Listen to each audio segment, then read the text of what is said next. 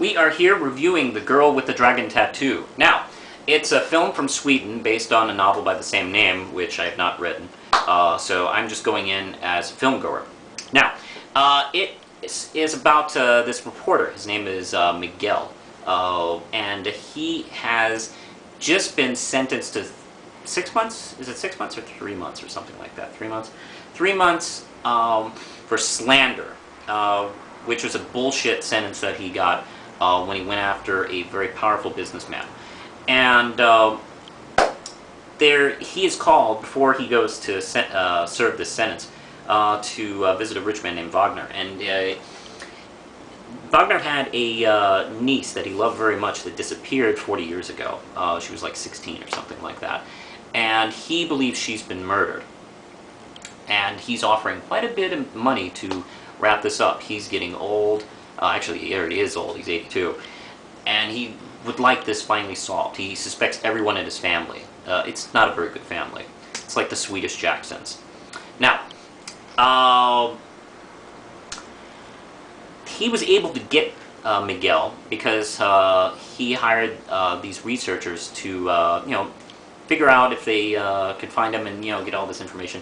The woman who was hired to do that is Lisbeth, and Lisbeth Sandler, and she is a gothy, punky computer hacker. She's actually been on, parole for years and years for something we later find out. And she's kind of got a shit life right now because she's just been assigned to this guardian who is like, almost as bad as, the villain in the movie. He is just a disgusting, putrid rapist. It's like having the comedian from Watchmen be your guardian, or Bill O'Reilly. And she was hired to, get information and, kind of help recruit him. But she found herself really kind of fascinated by him and the case he was working on. So she separately starts working on it until they finally intermeet somewhere in the middle of the film, I'd say. It's a stunning film. There's some brutal bits of violence. There's some really emotional bits to the film.